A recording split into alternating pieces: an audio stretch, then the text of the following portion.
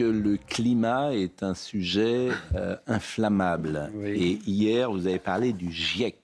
Hier soir. Pardon ? Très rapidement. Oui, peut-être trop.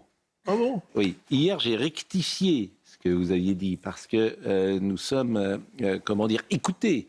Vous le savez. Et vous aviez dit qu'il n'y avait pas que des scientifiques au GIEC. Je maintiens. Voilà. Alors, j'ai regardé précisément. L'Assemblée plénière, c'est 195 membres au GIEC, 195 membres de l'ONU et de l'Organisation météorologique mondiale. C'est des représentants gouvernementaux, c'est des diplomates, c'est des ministres, c'est des hauts fonctionnaires. Ce ne sont pas des scientifiques, même si certains peuvent l'être. Ils ont un rôle ils votent les orientations, ils approuvent les résumés pour décideurs, ils élisent le bureau. Mais, et c'est là que c'est intéressant, le bureau, on peut imaginer que c'est l'exécutif, le bureau. Il y a 34 membres élus pour un cycle de 5 à 7 ans. Le président, il s'appelle Jim Skea, Royaume-Uni. Il est scientifique spécialiste de l'énergie et du climat. Il y a 3 vice-présidents, je ne vais pas tous les citer, mais ils sont été météorologues, scientifiques chercheurs et climatologues. Plutôt des scientifiques et même des scientifiques.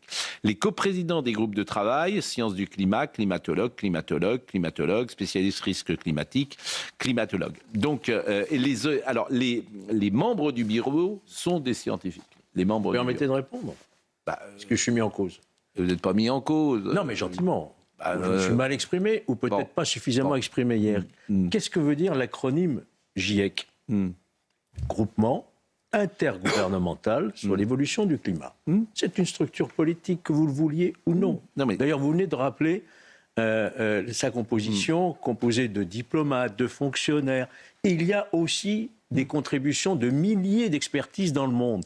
Il ne faudrait pas croire que le GIEC, c'est un groupe où on fait des recherches scientifiques sur le climat. C'est un groupe avec des orientations politiques. Bon. Et suivant les experts que vous nommez, vous donnez une orientation politique. C'est ça que j'ai voulu dire. Bon, écoutez, en tout cas, les bureaux, c'est des scientifiques. Après, la parole est libre, votre expression est libre et votre analyse, vous dites ce que vous voulez sur le GIEC. Non, je ne dis pas ce que je veux, je fais un constat que c'est un organisme à caractère essentiellement intergouvernemental, qui dépend aussi quelque part de l'ONU. J'entends. Je nous termine. Faire croire que c'est un groupe qui n'a la vérité et la science exacte sur l'évolution du climat. Vous venez de le dire, Georges. Parce que ce sont des scientifiques, je dis non. Bon, vous venez de le dire, et je vais répondre que vous avez le droit de le dire. Donc vous pouvez en mettre une 3e couche, mais vous venez de dire, ne dites pas 2 fois la même chose, vous l'avez dit. Bon, je vais le répéter une 3e fois. Alors, les auteurs des rapports, on distingue des auteurs principaux. Alors, il y a des climatologues, des océanographes, des économistes, des biologistes, des ingénieurs, des sociologues, des spécialistes de santé publique, majoritairement scientifiques, mais pas uniquement. Il y a aussi des experts en politique publique ou en économie. Les relecteurs, ce qu'on appelle les experts, sont des chercheurs universitaires, experts techniques. Et le secrétariat du GIEC est basé à Genève. Il y a des administrateurs, des juristes, des communicants et des assistants. Des scientifiques là, mais du personnel de gestion pour le secrétariat. Donc voilà ce que je voulais dire. Ça ressemble à une instance scientifique. J'ai pas compris pourquoi vous faites cette réponse. Mais parce que hier, vous avez été mis en cause en disant il n'y a pas que des scientifiques et il y avait une approche du GIEC qui n'était pas exhaustive. Et j'ai voulu y répondre. C'est un droit de réponse. Merci. Parce que c'est pas un droit de réponse non plus. Merci. Bon. Il s'appuie sur des études scientifiques pour faire de la prospective, des prévisions. D'ailleurs, ils peuvent abaisser parfois. Ils choisissent les études scientifiques sur lesquelles. Il y a un consensus quand même sur Non, il n'y a pas de consensus. Pardon. Excuse-moi. Je précise que la parole de Georges est libre. Sur le dérèglement climatique ? Oui. Pas sur le dérèglement, sur l'influence humaine. Oui. Il y avait eu déjà des changements de climat extraordinaires, des cycles, avant même l'apparition de l'homme sur Terre. Voilà, mais c'est pour ça qu'il fallait faire le rectificatif. Parce qu'en général, quand on jette le doute sur le GIEC, c'est pour enchaîner sur, vous savez, l'homme n'a rien à voir là-dedans. C'est pour ça qu'il faut faire la chose. Vous avez le droit de penser que l'homme n'est pour rien dans le dérèglement. Simplement, c'est une instance scientifique. Moi, je vois pas l'intérêt de dénier à ces gens leurs fonctions. Voilà. Après, que vous ne croyez pas au réchauffement climatique Eric, dû à vous l'homme. n'avez pas encore compris le droit de réponse. Il n'y a pas que des scientifiques. Droit de réponse. Il n'y a pas que des scientifiques. Bon, Georges, en tout cas, moi j'ai fait ce que je dois faire. J'entends bien. Dans le rôle qui est le mien, d'apporter la contradiction à ce que vous dites. Et vous avez le droit d'exposer, bien sûr, cela. Et Éric Nolot vous a également contredit. Oui. Donc, madame, messieurs, il y a plus de scientifiques au GIEC qu'autour de cette table. On va nous mettre sur un bûcher. Il y a un consensus là-dessus. sur un budget comme ça. Et ce qui est très inquiétant, c'est ce que nous dit le GIEC depuis 30 ans est en train de se vérifier quand même. Voilà, quoi. C'est ça que c'est très inquiétant. C'est votre opinion. Bon. Frédéric Tillet, qui est le procureur de la République de Rennes, a tenu ce mardi une conférence de presse pour revenir sur le meurtre d'un enfant de 11 ans. Parce que cela aussi, ça nous inquiète. Ces 2 mineurs placés en garde à vue ont déclaré avoir agi pour dérober du matériel de pêche. Ouais. Cette affaire de Rennes est un fait... Alors, là, pour le coup, c'est un fait divers. Bon, espérons que ce ne soit pas un fait de société, mais c'est un fait divers pur. 2 jours après la découverte d'un corps de 11 ans, Théo, sur les bords de la Vilaine, le procureur Tillet, vous allez l'entendre, il y a des choses, effectivement. Les 2 adolescents soupçonnés de l'avoir étranglé, c'est un garçon de 16 ans et une fille de 15 ans, ont reconnu les faits alors qu'ils étaient placés en garde à vue. 15 ans, 16 ans. Et tu étrangles un petit enfant de 11 ans. Voyez le sujet de Félix Perrola. Le corps du jeune garçon de 11 ans avait été retrouvé ici ce dimanche, sur une rive de la Vilaine à Rennes. Théo était arrivé sur les lieux pour pêcher, sur les bords de la Vilaine, dans le courant de l'après-midi, en compagnie de 2 autres jeunes, un garçon et une fille. Le jeune homme mis en cause a rencontré Théo, qu'il ne connaissait pas, auparavant, la veille du drame. Ces 2 adolescents sont âgés de 15 et 16 ans. Des riverains les avaient aperçus en train de quitter les lieux en courant après le drame. L'enquête avait permis d'interpeller lundi le garçon de 16 ans. La jeune fille s'est de son côté rendue au commissariat le même jour. Ils ont été placés en garde à vue depuis. Les 2 mis en cause admettent s'en être pris à Théo, et notamment l'avoir étranglé. Ils affirment s'en être pris à Théo pour se venger et pour récupérer des leurres de pêche d'une valeur de quelques dizaines d'euros que Théo leur aurait pris. Théo avait quant à lui spontanément indiqué à ses parents la veille que le jeune qu'il avait rencontré lui avait donné ces leurres. Les 2 mis en cause demeuraient inconnus de la justice. Ils étaient amis et fréquentaient le même établissement. Bon, il n'y a pas grand-chose à dire, hélas, sinon à rapporter les faits. Il n'y a pas de commentaires particuliers sur s'en étonner, sans doute. Je ne sais pas. Peut-être un commentaire, peut-être l'analyse se place sur le plan, je ne sais pas. Non, mais vous dites métaphysique, je sais pas, moi je crois à l'existence du mal avec un M majuscule. Il y a quelque chose de maléfique là-dedans, parce on comprend les embrouilles entre adolescents, mais passer à l'acte, étrangler à 2 avec une serviette, il faut mettre de la force pour étrangler quelqu'un quand même, avec une serviette, quelqu'un qui se débat. Enfin, écoutez, moi je médite sur le mal humain, ça en est une nouvelle manifestation. On va voir si c'est pas un fait de société aussi, mais pour le moment, c'est à ce niveau-là que je placerai l'analyse. Oui. Moi, je n'ai pas de scrupule à parler de faits de société, voyez-vous, parce que ce genre de violence absolue du mal, comme vous le dites, n'existait pas tant que ça il y a encore une vingtaine d'années. Moi, je n'ai pas le souvenir, j'ai exercé des fonctions contre les mineurs délinquants, des souvenirs d'une gravité telle. Ajoutez à cela des mineurs qui utilisent des kalachnikovs aujourd'hui pour commanditer par des trafiquants de drogue, ça n'existait pas. C'est donc que nous avons une jeunesse aujourd'hui, une frange, bien sûr, la jeunesse, en perdition totale. Et là, on peut parler de phénomène de société parce qu'il y a des responsabilités politiques sur le respect de l'autorité, de l'éducation, de l'école, de la famille, ce dont nous parlons tous les jours ici. Ça ne tombe pas comme ça, comme un cheveu sur la soupe, que 2 gamins vont étrangler un 3e gamin. Ça n'existait pas autrefois. Bah oui, on a tué le père, on a tué l'adulte. On a fait de l'horizontalité un mode de vie, des interactions sociales. Aujourd'hui, les jeunes se font justice eux-mêmes, puisque là, c'est précisé. Ils sont venus pour se venger parce que l'adulte n'existe plus dans la société. Il n'y a plus de tiers séparateurs entre le bien et le mal. Voilà. Sabrina Medjeber. Alors, l'affaire du périscolaire, 3 ans de prison dont 1 an ferme sous bracelet électronique avec exécution provisoire, ont été requis ce mardi contre un animateur pour agression sexuelle sur des enfants d'une école maternelle parisienne. Il y a également un témoignage. Une personne aurait dit j'ai été menacé par la mairie de Paris de sanctions ou de poursuites si je mettais en cause la mairie de Paris. C'est ce qui a été dit à l'audience hier. Oui, mais personne n'en parle ce matin. C'est très étrange. Là, on se base sur un témoignage, donc effectivement, ça mérite d'être étayé. En revanche, ce qui est sûr, c'est qu'il y a une question, c'est que savait la mairie de Paris ? Première question. Et quels ont été les agissements de la mairie de Paris ? Il y a la sénatrice Agnès Evren, sénatrice LR, qui demande l'ouverture d'une commission d'enquête sénatoriale. Alors, elle ne pourra pas aller sur le volet judiciaire. En revanche, elle pourra interroger la responsabilité de la mairie de Paris au sens large, mais même des protagonistes, la maire de Paris en premier chef. Ouais. Là, on a quand même 78 agents qui ont été écartés, suspendus depuis le début de l'année. 78 agents. On parle mais c'est une affaire d'une ampleur considérable, presque inédite. Et d'ailleurs, vous parlez de la peine qui a été requise. Pardon, mais dans quelle société malade sommes-nous pour qu'on ait 1 an de prison avec bracelet électronique quand on agresse sexuellement des enfants de maternelle ? Mais pardon, mais ça n'a aucun sens. C'est révoltant. Mais je suis d'accord avec vous. Dans quelle mesure c'est possible que ce soit ça la peine ? La peine 10 ans encourue. Je suis d'accord avec vous, mais possible. il y a 2 solutions. Soit il est coupable et effectivement, il reste en prison longtemps, soit il ne l'est pas et il sort tout de suite. Voilà. Mais vous avez parfaitement raison. 1 an avec bracelet, mais vous vous rendez compte ? Ça ne veut rien dire. Ça ne veut rien Je dire. me mets à la place des familles de victimes, forcément, comme c'est le cas à chaque fois. Oui. Apprendre que l'agresseur peut avoir 1 an avec bracelet électronique, mais c'est...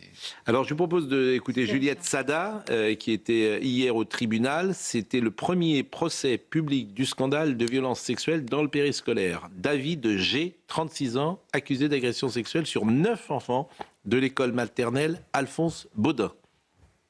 Un moment très difficile pour les parents de ces toutes petites victimes. Ce qui a été dit, ce qui a été décrit dans cette salle d'audience était dur à entendre. Les paroles rapportées de leurs fils, de leurs filles qui ont décrit avec leurs mots d'enfant des faits extrêmement graves, des faits d'attouchement au niveau des parties intimes, des câlins, des bisous.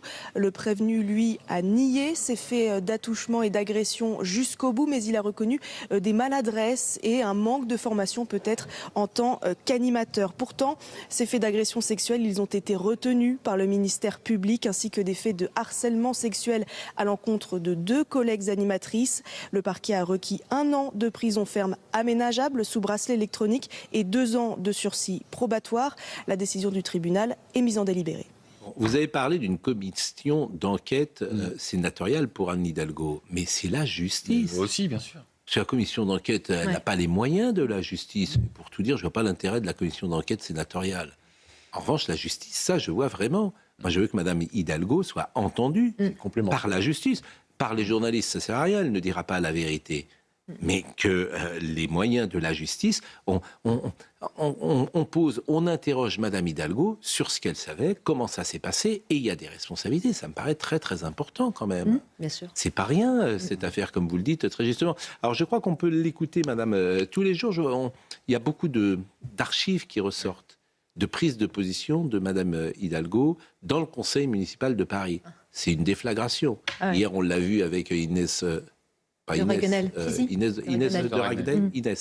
de Ragnel, un échange où elle parlait, elle empêchait Madame de Ragnel de parler. Et là, vous allez voir un autre échange au Conseil de Paris où elle, effectivement, elle ne veut pas qu'on aborde ce sujet-là. Et là, elle doit répondre de ses paroles. Écoutons Madame Hidalgo.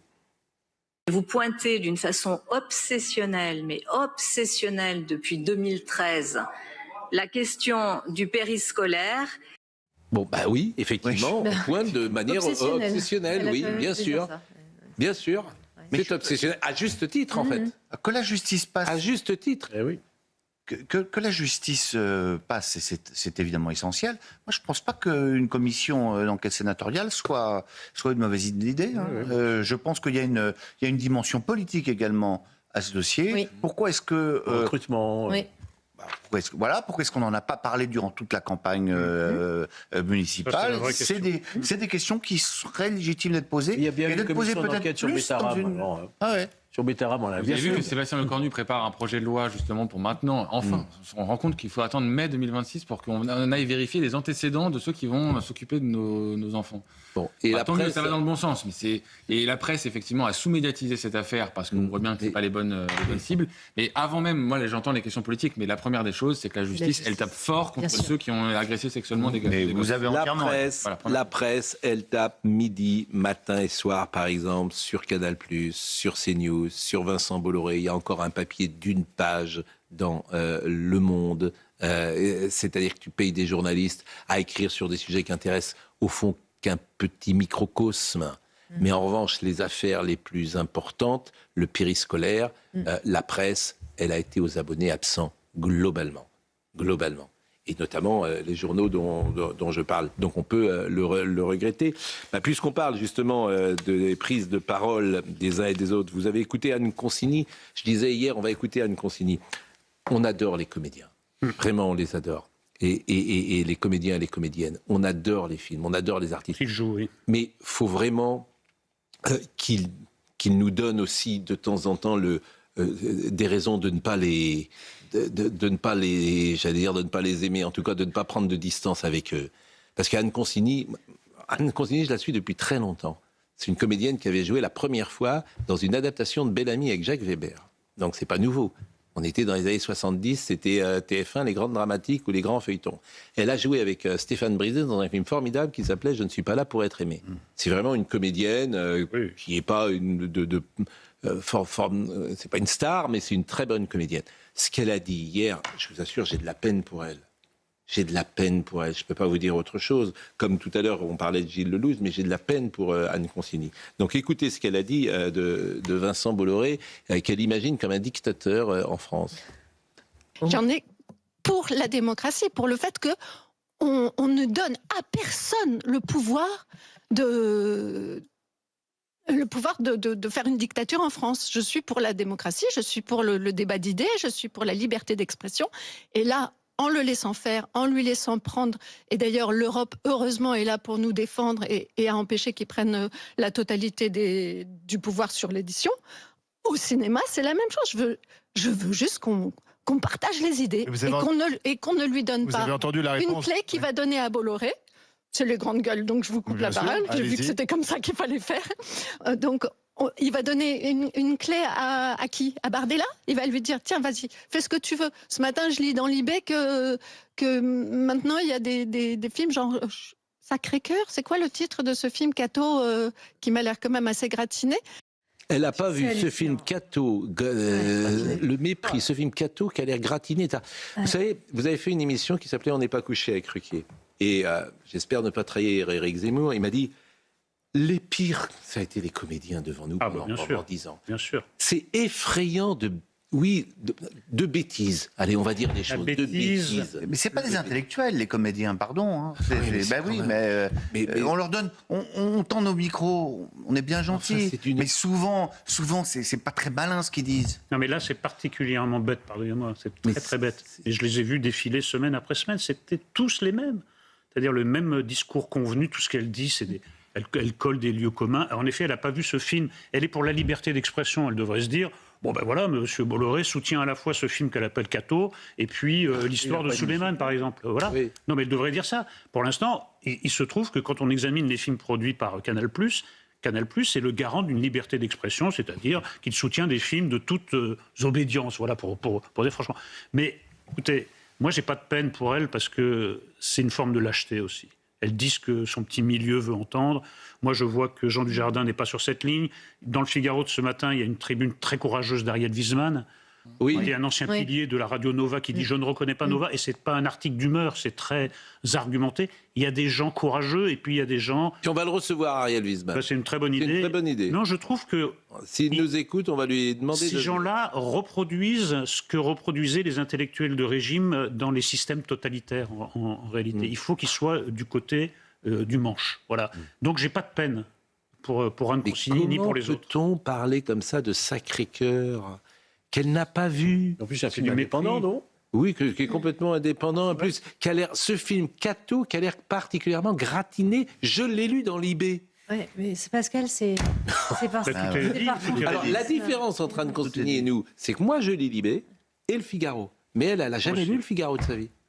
Voilà. Elle n'a jamais lu le Figaro de sa vie. Ça, j'en suis convaincu. Elle lit l'IB. C'est bien plus facile de critiquer la religion catholique, c'est bien plus confortable. C'est bien plus confortable de critiquer la religion catholique parce qu'elle sait qu'elle n'aura jamais à subir de représailles. Si elle s'attaquait à une autre religion, croyez-moi qu'elle subirait les affres absolument d'une vendetta numérique et voire même peut-être des menaces de mort sur sa personne. Donc elle s'attaque à la religion catholique parce qu'elle sait très bien qu'en effet, elle ne prend pas tellement de risques. Et lorsqu'elle dit qu'en plus, elle lit Libération, en effet, ça rejoint ce que dit Eric Nolot. Elle est là pour réciter le catéchisme progressiste de la doxa, du magistère moral de la gauche qui tient les médias depuis 40 ans. C'est simplement ça. Les médias, pas tous les médias. Je veux dire, les grands médias, TF1 n'était pas comme cela, France Télévisions n'était pas comme ça il y a 40 ans, RTL n'était pas comme ça.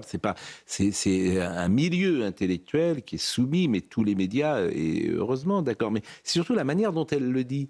Elle dit, je l'ai lu dans l'IB comme si c'était la Bible, oui, c'est ça, la révélation. Donc c'est forcément... Ça rejoint un petit peu ce qu'on disait sur la négation de la chrétienté tout à l'heure. Ouais, c'est ça.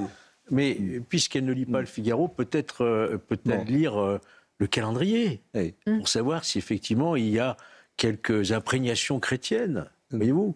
Alors écoutez, il y a une mauvaise foi absolument évidente et un parti pris, quoi. On va expliquer à ces artistes que le fascisme, il n'est pas dans le drapeau bleu, blanc, rouge. Il est ailleurs. Mais celui-là, ils ne veulent pas le voir. Michel Denisot, alors tout le monde est soumis de donner son avis sur la tribune anti-Bolloré. Et Michel Denisot, alors c'est toujours intéressant de décoder Michel Denisot, parce qu'il y a toujours du texte, du sous-texte et... de l'hypertexte. Et comment ? Et de l'hypertexte. Et donc écoutons ce qu'il a dit, je vais le découvrir en même temps que vous. Pour l'instant, ce qu'ont répondu les producteurs, qui sont les premiers concernés par le financement des films, c'est pas les acteurs qui sont concernés, ni les autres professions, tout à fait honorables, mais les producteurs ne sont pas dans la pétition. Les producteurs savent que l'argent vient de Canal. Une partie du financement, c'est pas tout le financement du cinéma non plus, c'est une part importante. Donc aujourd'hui, il y a pas un exemple qui puisse justifier ce qui est dans la pétition. Mais ils craignent. La pétition, la pétition est préventive. Ils voient bien ce qu'est Vincent Bolloré, ce qu'il a pu faire sur les médias, en tout cas c'est ce qu'ils disent, une espèce d'emprise idéologique sur les médias, et ils craignent cette emprise idéologique sur le cinéma. Est-ce que vous la craignez, cette emprise idéologique, ou pas du tout ? Écoutez, je ne suis pas dans le cinéma, ni à Canal, j'étais licencié en 2004, et donc ça fait loin, et donc je ne suis pas dans le cinéma, mais aujourd'hui, c'est préventif, c'est-à-dire qu'il n'y a pas d'exemple de ça. Donc qu'on puisse le craindre, je peux éventuellement le comprendre, évidemment. Vous pouvez le comprendre. Oui, je peux le comprendre, mais ça aurait pu s'exprimer autrement, de façon moins violente, dans la mesure où ça n'existe pas. Non mais c'est la dernière phrase la plus importante, mais non mais c'est bizarre parce que alors il y a Fogiel qui le pousse. Ouais. Michel, ça peut arriver quand même. Mais vous avez d'un côté tout ça est un jeu, mais c'est pour ça que oui, enfin pour Denisot oui, mais d'un côté Vincent Bolloré qui dit Marc-Olivier Fogiel, moi je garantis l'indépendance des créateurs, je garantis voilà, et de l'autre côté vous avez Mathieu Pigasse qui lui dit ouvertement je veux mettre tous mes médias au service de la lutte, et là il n'y a pas de problème, on dit pas mais c'est idéologique alors que lui l'annonce. On est vraiment non mais en fait, ils savent très bien ce qu'ils disent. Et quand on a demandé à Otoniente ce qui coûtait le plus cher dans un film, il a dit le salaire des acteurs. Donc ce que disait Denisot, c'est très intéressant. Parce que les acteurs, ils s'en foutent. Ils attendent que l'argent soit versé. Lui, ils n'ont pas à se battre. Mais les producteurs, ils savent que l'argent vient de Canal et parfois uniquement de Canal. Oui, alors visiblement, il y a des acteurs qui avaient signé la pétition et puis ils se sont rendus compte quand même qu'on leur avait donné beaucoup d'argent, donc ils ont pris le téléphone. Jean-Pascal Zadi. Voilà, ne pas le citer. Bon, je ne l'ai pas vérifié, mais je l'ai lu. C'est ce qui était lu dans le JDD. Je l'ai lu, Jean-Pascal Zadi, et ils ont appelé Maxime Saada pour dire, bon, finalement... J'avais mal lu. J'avais mal lu ce qu'il y avait dans la pétition. Bon, tout ça est un jeu. Et hélas, mais c'est un jeu, comment dire, dans une société malade. Et c'est ça qui est ennuyeux. Bon, j'ai pas entendu encore le carillon d'Europe 1, et je m'en étonnais parce que nous sommes à 1h30. Ah, ben le voilà. Il suffisait de le demander.